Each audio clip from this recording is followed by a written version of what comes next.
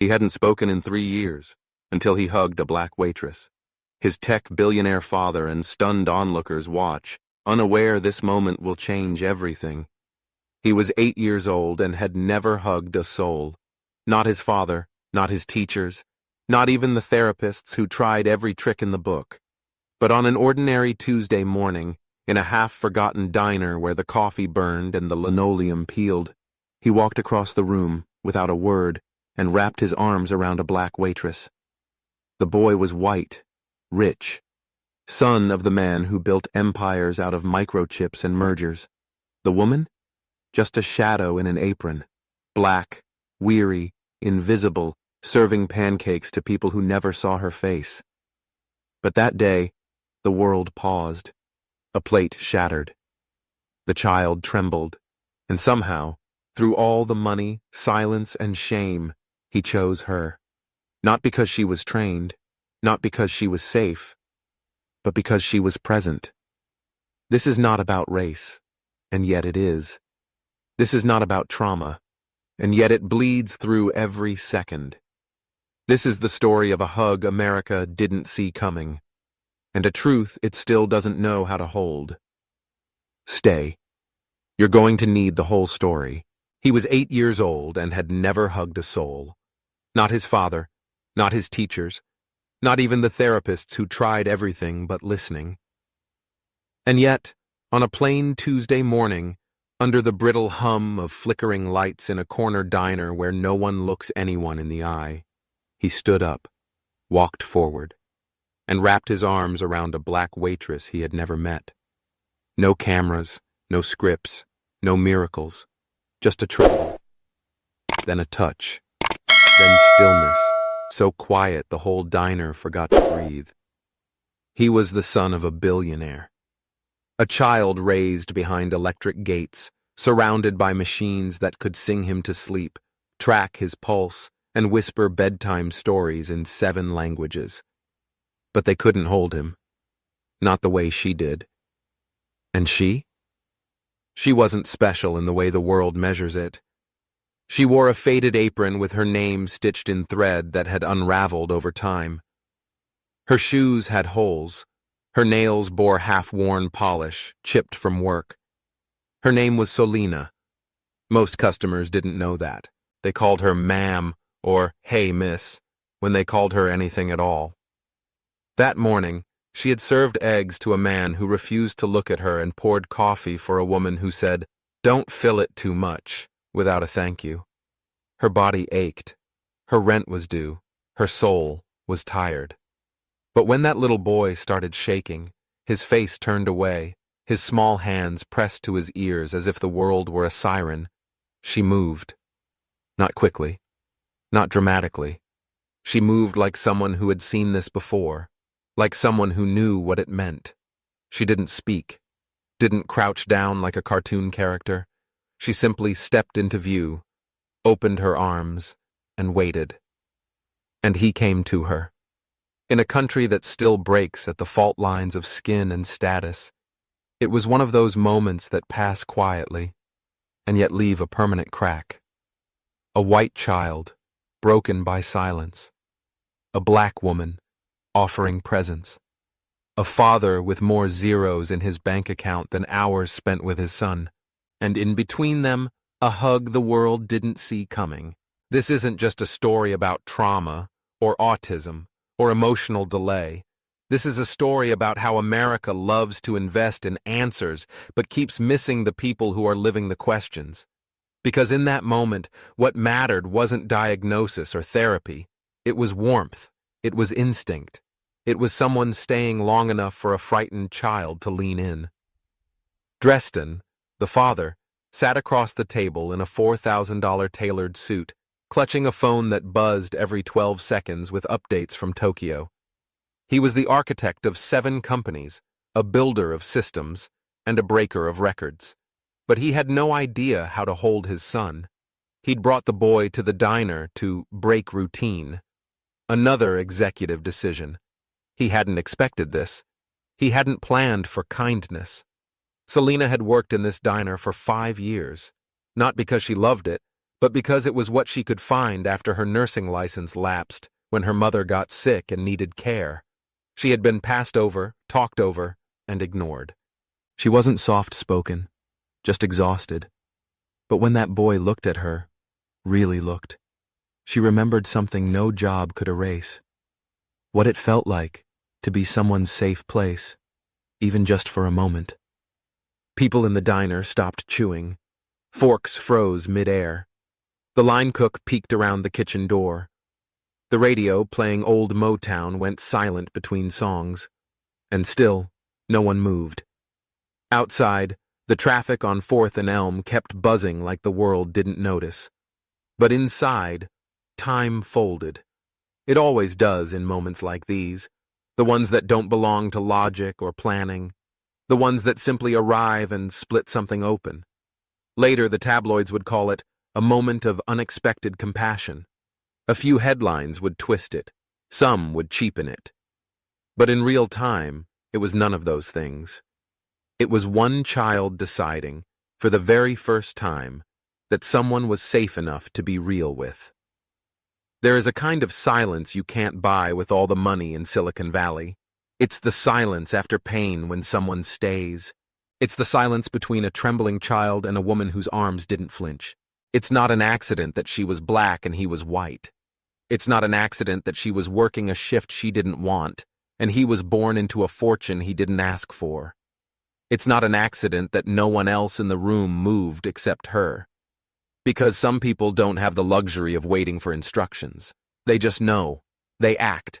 They hold the line when everything else crumbles. And for reasons Dresden couldn't explain, watching that hug cracked something inside him. He didn't cry. He didn't even speak. But his fingers, which once danced across deal memos and tech dashboards without hesitation, began to tremble. Just slightly. Because this wasn't supposed to happen. Not here. Not like this. Not between a waitress and a child who'd been programmed by silence. But it did. And now, nothing could go back to the way it was. The boy's name was Oron. And that hug, that one act of unspoken trust, it was the first time in 8 years anyone had seen him choose connection. No therapy session had reached him. No classroom had cracked his armor. But in the arms of someone who didn't ask for anything, he softened. This is not a miracle story. This is not a feel-good post-racial postcard. This is America, unfiltered. This is what happens when humanity shows up uninvited and is quietly welcomed. In that hug lived everything we forget to teach. That worth is not earned. That love is not a program. That safety is not a system. And that sometimes, the person society sees the least becomes the one a child trusts the most. So if you're still listening, stay. Because this story isn't over. Not yet. The moment begins with a sound. Not a word, not a scream, just a plate slipping from a dishwasher's wet hands and shattering on the black and white tile. Oron jolts, his shoulders tense. His fingers curl inward like claws, bracing for a storm only he can hear. He pushes back into the booth, his breath fast, uneven, tight in the chest. His eyes dart, not at people, not at the noise, but at nothing, as if fear has no direction, just velocity. Dresden stiffens across the table, still holding his espresso like the world hasn't changed in the last 3 seconds. He sees his son folding inward again, retreating, vanishing. Like always. His mouth opens to speak, but he has no script. This wasn't on the prep sheet. This wasn't in the files the specialists gave him. Oron, he says. A whisper, an apology. A failure wrapped in a name. The diner stills. Conversations trail off. A knife stops halfway through a biscuit. Someone says, "Is he okay?" But quietly. Not expecting an answer. Everyone watches, but no one moves. Except her. Solina doesn't ask for permission. She doesn't look to the father for a nod. She steps out from behind the counter, slow but sure, like she's walking into a storm she's seen before. Like she already knows the weather. Her apron is stained. Her name tag is slightly bent, but her eyes, they're steady, warm, present. She doesn't crouch, doesn't kneel, doesn't reach. She simply opens her arms, palms up, elbows loose, an offering, not a command. It is, in its way, a prayer. And then it happens. Oron rises, one slow step, then another, like a boy walking not toward safety, but into the possibility of it. He doesn't cry, he doesn't speak. He simply folds himself into her chest. His arms go around her waist, too tight, too fast, and then hold there, desperate, wordless. Selena doesn't flinch. She doesn't glance at Dresden. She wraps her arms around the boy like she's holding something sacred, because she is. The diner holds its breath. Outside, traffic moves. The world spins. But inside, something has cracked. And something else, something ancient risen in its place. Dresden is frozen. His lips part, but his body doesn't move. His son, the child he has spent years trying to reach through tutors, therapies, AI apps, and perfectly engineered schedules, has never touched him like this, and never reached him, never softened. And now, in the middle of a diner with sticky menus and a flickering sign, he's hugging a stranger, a waitress, a black woman he had never met until today. Dresden's mind reels. He wants to label it, solve it, categorize it. But nothing fits. No data, no logic. Just this truth. Something just happened that no amount of money could have purchased. Selena rocks him gently, not swaying, just grounding. As she says, "You don't have to fix this. Just feel it." Oron breathes deeper. His fists unclench. His cheek rests against the side of her neck, and for the first time since they walked into the diner, his body is still. Someone in the corner booth wipes their eye, quietly. When Selena finally looks up, her eyes meet Dresden's. Not with accusation, not with pity, but with something far more dangerous, understanding. And in that instant, Dresden feels exposed, not humiliated but undone. Because here she is, a woman whose name he didn't ask, whose life he never considered, doing what he never could, reaching his son, without effort, without tools, just presence. Selena doesn't say, "It's okay." She doesn't ask, "What's wrong with him?" She simply stays. And Oron, for the first time, stays too. The boy's breathing slows. His grip loosens, but he doesn't let go. In his 8 short years, he's built walls with bricks made of silence and mortar made of fear. And now, one hug is shaking the whole structure. Dresden swallows hard. He's always believed he could outsmart pain, that if he built enough, acquired enough, and calculated, he could protect his son from the chaos of being human. But now he understands. Pain isn't the problem. Distance is. Oron's voice comes later, barely above a whisper. "It's warm," he says into Selena's shirt. She doesn't ask him to explain. She just nods. "It is," she says. "You are." The diner doesn't erupt in applause. No one stands. But something changes. A regular leaves a tip that's larger than usual. A young mother pays for someone else's coffee. The cook in the back hums a song his grandmother used to sing.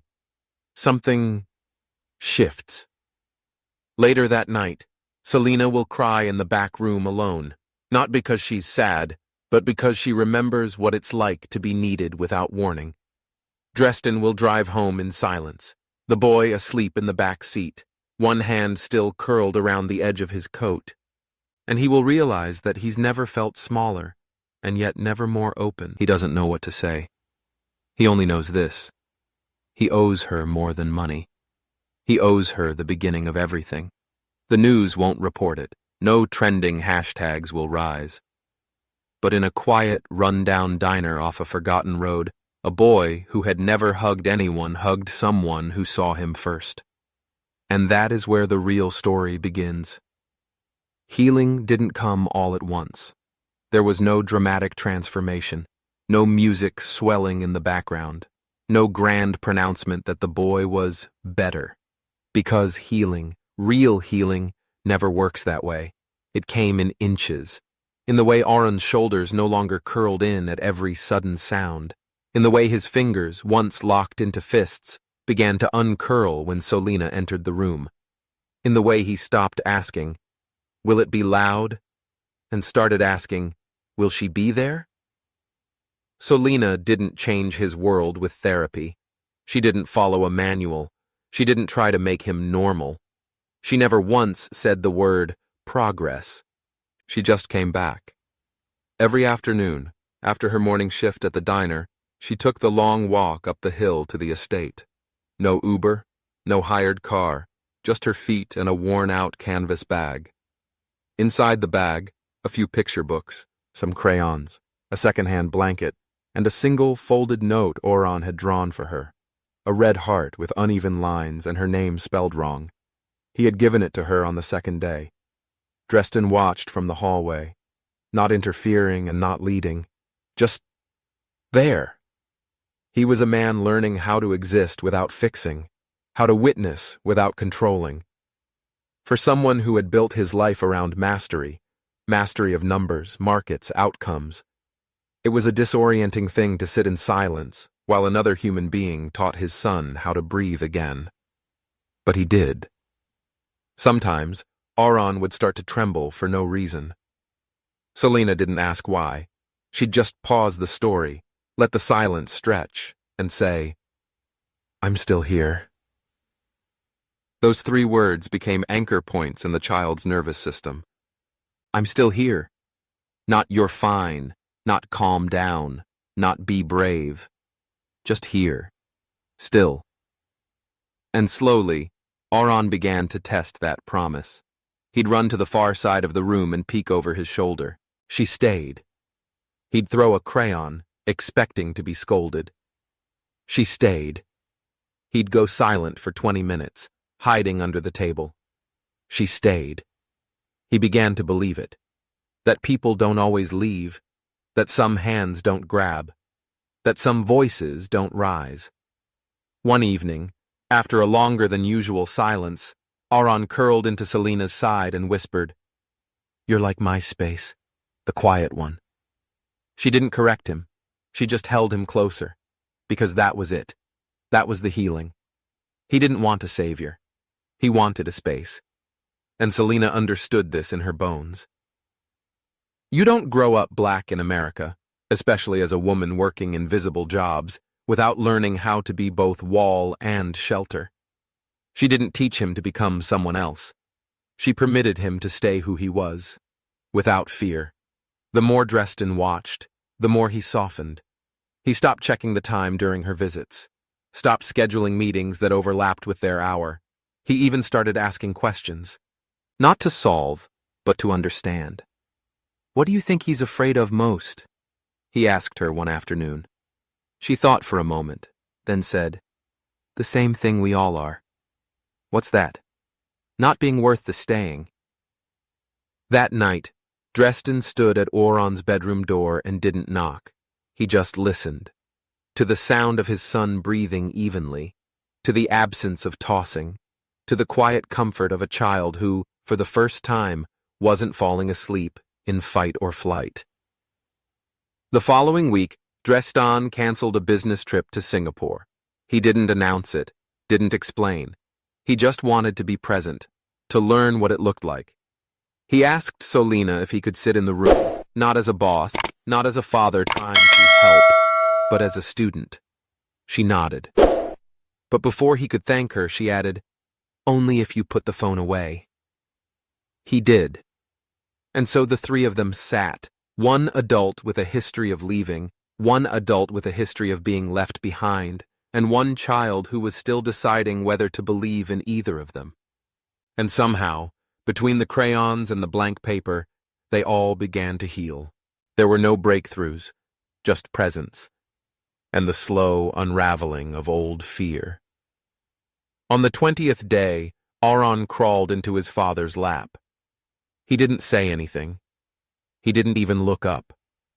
He just sat there. And Dresden held him. Awkward at first, then firmer. Then, as if he'd been waiting 8 years to do it. Selina didn't say a word. She just smiled and packed up the crayons. Because healing, real healing, isn't loud. It's not performative. It's a million small moments that whisper, "You are safe here." Later, Dresden would build something in honor of those whispers. A foundation, a program, a movement. But in that room, none of that mattered yet. In that room, healing looked like a child choosing stillness, like a father learning to stay, like a woman, long overlooked, becomes the quiet bridge between them. The world kept turning outside. Stocks rose, deadlines passed. But in that room, what grew wasn't revenue, it was trust. And sometimes, that's the loudest miracle of all. It began with a photo, not a clear one, grainy, shot through the glare of a diner window, but it was enough. A small boy, Auron, with his arms wrapped tightly around Selina's waist. His face was buried in her apron. Her hand rested on his back. It was intimacy, tenderness, trust, captured and misunderstood in a single frame. The headline didn't help. Billionaire's son clings to unknown waitress, comfort or concern.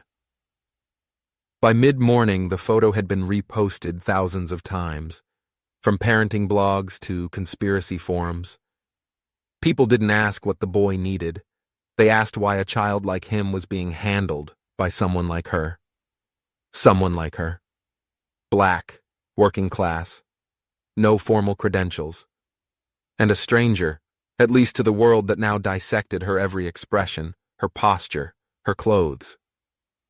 By noon, local talk radio was asking if Dresden Stone had lost his mind. By 2 p.m., tabloids were calling Selina a mystery woman with access to the heir of one of America's largest tech fortunes. And by sunset, someone had leaked her name.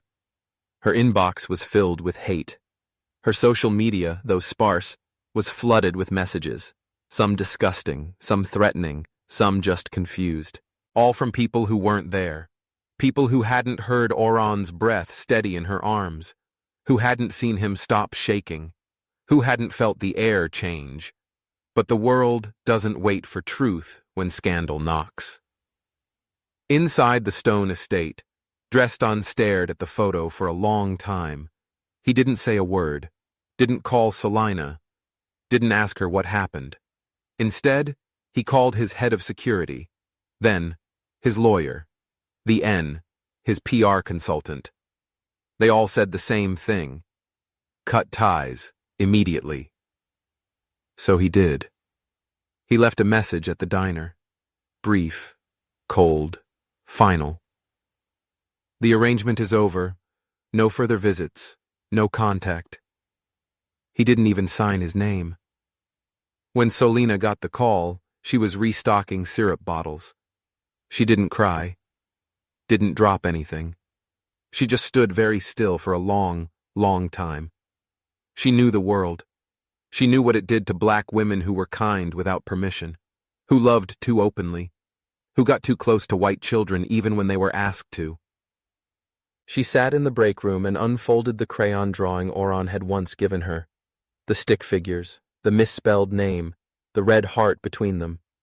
Then she folded it again, put it back in her canvas bag, and finished her shift. Not because she didn't hurt, but because hurting didn't stop the world from spinning. Auron didn't understand right away. He waited by the window like always, sitting with his crayons, tugged at the edge of his father's coat when no one knocked on the door. "Is she late?" he asked. Dresden stared at him, this small boy who had bloomed under someone else's care. "She's not coming back," he said. Auron didn't cry, but something in his face went still, too still, like a light had dimmed behind his eyes. That night he couldn't sleep.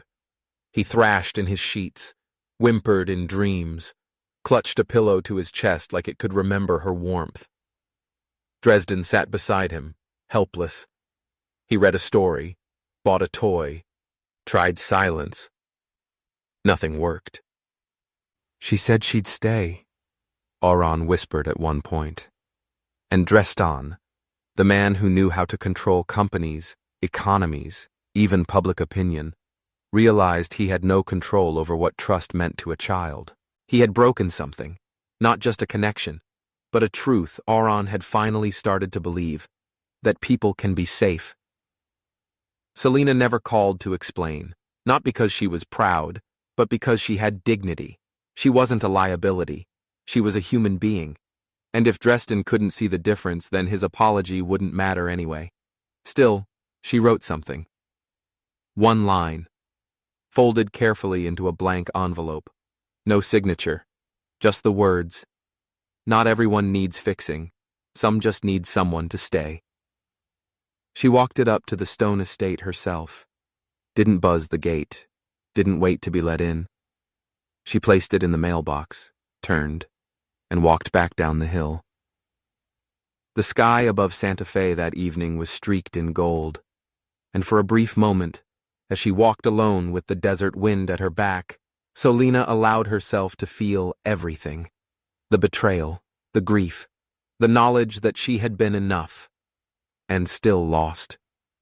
It was Daniel, the head of security, who discovered the truth 3 days later.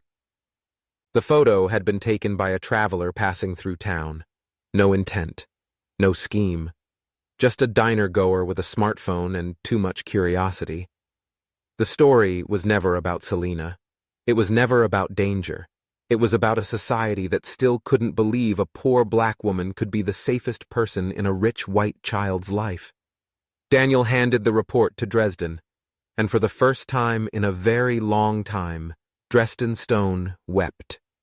He wept for what he had broken. For the woman, he had failed. For the child, he had let him believe that love could vanish without warning. Then he did something he had never done before. He turned off his phone, canceled every meeting, and walked out of his mansion. Not to fix, not to bargain, but to apologize, truly. The kind that doesn't ask for forgiveness, just offers truth. The library was quiet that morning. A few children giggled in the corner near the reading rug, tugging at plastic crates filled with picture books. Somewhere in the back, an old man coughed into a tissue and folded open a newspaper that hadn't been truly read in decades. But in the far corner, beneath a hand-painted mural of stars and turtles, Selena sat cross-legged on the floor, holding a dog-eared copy of Harold and the Purple Crayon. She read softly, her voice dancing between lines. She wasn't performing. She wasn't smiling for a crowd. She was simply there, present, unapologetically still. She didn't see Dresden at first. He stood in the archway of the children's section, suit wrinkled, shirt open at the collar, face drawn in a way that made him look more human than wealthy. He wasn't holding a phone, just his hands, and something that looked a lot like regret. She turned toward him slowly as if expecting someone else. Then their eyes met. She didn't flinch, didn't stand, didn't rush toward anything, just waited.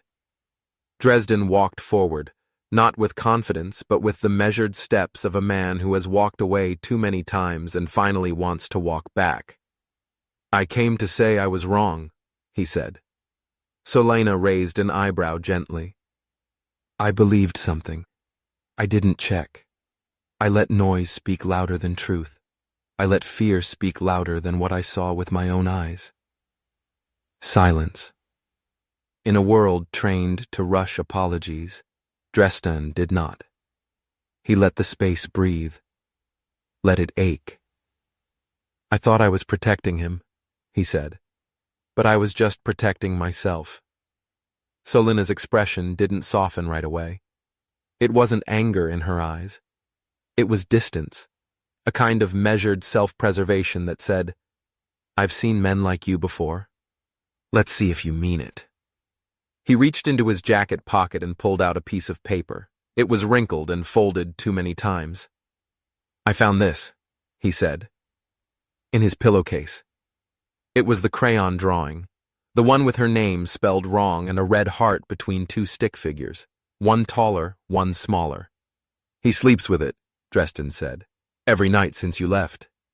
That broke something, not in Selina's face, but in the space between them. The wall cracked, just slightly. "I'm not asking you to forgive me," he added. "I just want you to know the truth finally caught up to me." She let out a breath she didn't realize she'd been holding, then nodded. "He didn't need a hero," she said. "He just needed someone to stay." Dresden sat down on the rug across from her, the father of an empire, knees to the carpet, among crayons and sippy cups. "I want to do something," he said. "Not just fix what I broke, but build something that lasts. Something that honors what you gave him. What you gave me." Selina didn't say yes. She didn't ask for details, but her eyes stayed on him a little longer.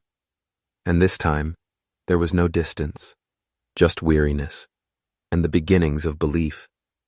In the weeks that followed, something unexpected began to take shape. They called it the first hug. Not a clinic, not a school, a space. For children who didn't fit into neat boxes. For parents who were scared to admit they were frightened. For caregivers who didn't come with credentials but carried patience deeper than theory. It wasn't therapy, it was present. The mission was simple: to offer moments of safe, intentional connection, without judgment, without pressure, and without the demand to progress. At the opening event, held in the sunny courtyard of a community center, the air was filled with story circles, soft blankets, and bowls of crayons. No speeches, no media, no donors, just people, present. Auron stood beside Selina, clutching the hem of her cardigan. He was still quiet, still cautious, but grounded in a way that even Dresden noticed. When Selina knelt beside him, he looked into her eyes. Then, with no words, he stepped forward and wrapped his arms around her waist, just like the very first day. The crowd went silent, and then, slowly, Auron turned toward his father. He didn't rush, didn't speak. He simply opened his arms, a silent invitation. Dresden didn't move right away. He stared at his son, arms outstretched, palms open, and realized this wasn't a gift. It was a chance. He stepped forward, kneeling. No suit, no script, no role to play. Just a man and a boy, with history between them, but something new ahead. He hugged him.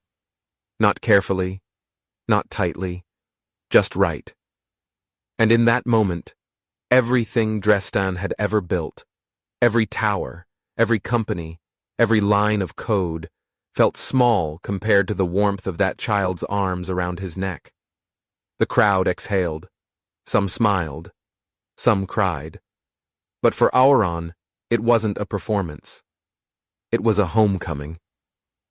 Selina stood a few feet away, watching, not owning the moment, just witnessing it, because she knew. This wasn't about her anymore. It was about what love had made possible. Later that night, Dresden tucked Auron into bed. No nurse, no nanny, no app reading bedtime stories in 7 languages. Just him. Auron pulled the crayon drawing from under his pillow and handed it to his father. "You can have it now," he said. "I'm not scared she's gone anymore." Dresden didn't answer. He just held the drawing and wept. Not from guilt, not from grief, but from the quiet joy of knowing it's not too late. Not if you show up, not if you mean it, not if you stay. The movement didn't start with a speech. There was no headline announcing its birth, no press conference, no foundation gala with wine glasses clinking against promises. It began the same way it always had, quietly. In a borrowed community hall on the south side of Santa Fe, Families sat cross-legged on gym mats, surrounded by paper lanterns and baskets of storybooks. No one wore badges. No one asked for diagnoses. Children played, or didn't. Some are colored with intense focus. Others stared at the walls. No one was made to perform. And in the center of it all, under a handmade banner that read, "The First Hug," stood a boy in a blue hoodie. His name was Auron. He didn't talk much, still didn't like loud sounds. But every week he came back, sitting by the bookshelf, waited, and always gave Solina the first hug of the day.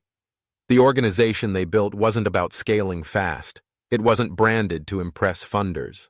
It was personal, organic, quiet, a space for connection. It spread through whispers, one mother calling another, one teacher telling a friend. There's a place where they don't fix your child. They see them. It wasn't a clinic. It was a safe room with beanbags, filtered sunlight, and people who stayed. Dresden never tried to own it. He spoke rarely. He sat in the back, helped set up chairs, and listened.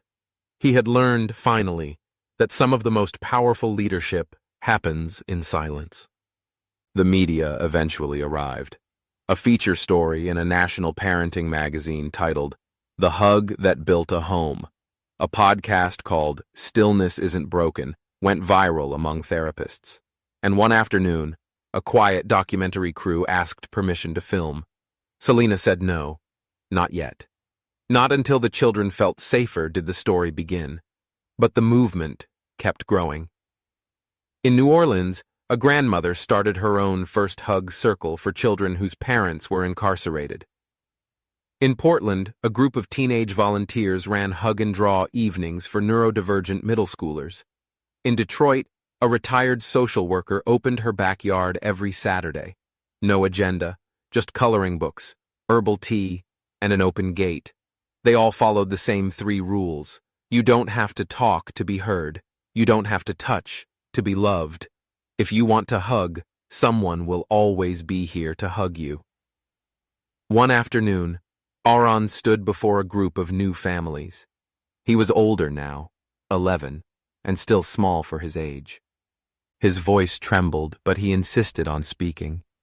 He looked at the new kids, one rocking back and forth, another flapping their hands, and said only one thing. "It's okay if it takes time. I took time too." And that was enough. Afterward, a little girl in a green dress walked up and held his hand. No words, just presence. Solina stood nearby, arms crossed, smiling softly. She had always believed the most profound truths didn't need volume, only proof. Dresden, now grayer at the temples, sat on the bench near the tree line. In his lap was the old crayon drawing, the one Auron had given him, now laminated. It was no longer a keepsake. It was a blueprint for how to show up, how to wait, how to be still with someone else's pain until they can breathe again. The first hug didn't try to fix trauma. It didn't promise healing on a timeline, but what it did, and did well, was restore the simplest, most radical act of faith, being with. In an age of apps and analytics, therapies and treatments, it reminded people that sometimes what a child needs most is not a plan, but a person. At a celebration for the 5th anniversary of the movement, Dresden was asked to speak. He stepped up, adjusted the mic, and then said, "I used to build futures with machines. Now I build them with moments." He paused. "My son taught me that. And the woman who hugged him first showed me how." The room fell into silence. And then, somewhere near the front, Auron clapped. Softly. Once. Everyone else followed. It wasn't loud. It didn't need to be. Somewhere outside, in another part of the country, a child clutched a stuffed bear and walked for the first time toward a circle of strangers. Somewhere in a high school, a boy who had never spoken looked up at his teacher and whispered, "Can I sit near you today?" Somewhere in a foster home, A caregiver put down her checklist and simply said, "I'm not going anywhere." And in all those places, unconnected, undocumented, the first hug continued, not as a trend, as a truth that began with a small boy, a shattered plate, and a waitress no one saw coming. The world didn't change in an instant. Racism still breathed in the margins. Systems still failed. Trust was still broken. But in rooms filled with crayons, blankets, and quiet love, something more substantial than trauma grew. Presence. The kind that doesn't flinch. The kind that stays. And sometimes, that's all it takes. One person, one hug, one moment that says, "You are safe. I see you. I'm not going anywhere." Sometimes, the loudest miracles begin in silence, not in headlines or applause, but in a quiet room where someone chooses to stay, not to fix, not to judge, but simply to be. That's the truth we've forgotten in a world that moves too fast, that labels too quickly, that questions kindness when it doesn't come in the right package. This story wasn't just about a hug. It was about how deeply a single moment of presence can change the course of a life, about how healing doesn't always need permission. It needs patience. It needs people. And sometimes, it comes from the least expected places. A waitress with a heart too big for this world, a boy who taught us that trust must be earned gently, and a father who realized that love is not in what we provide but in how we stay. So now we turn the question to you. Who in your life needed a hug but got silence instead? When was the last time you stayed, really stayed, when someone else trembled? We'd love to hear your thoughts in the comments. Tell us, what did this story make you feel? What part of it stayed with you? Maybe you've lived a moment like this yourself, or perhaps you're still waiting for your first hug. Either way, your voice matters here. This is your space too. If this story touched you, even just for a moment, please consider sharing it. Send it to someone who needs to believe that gentleness still exists. Subscribe to our channel for more real stories like this. Not sugar-coated, but honest, raw, and full of quiet hope. And explore our other videos. Each one carries its kind of healing. Thank you for watching, and we'll see you in the following video. May your day begin with peace, may your heart stay open, and may you always remember, the smallest acts of love often leave the most significant marks.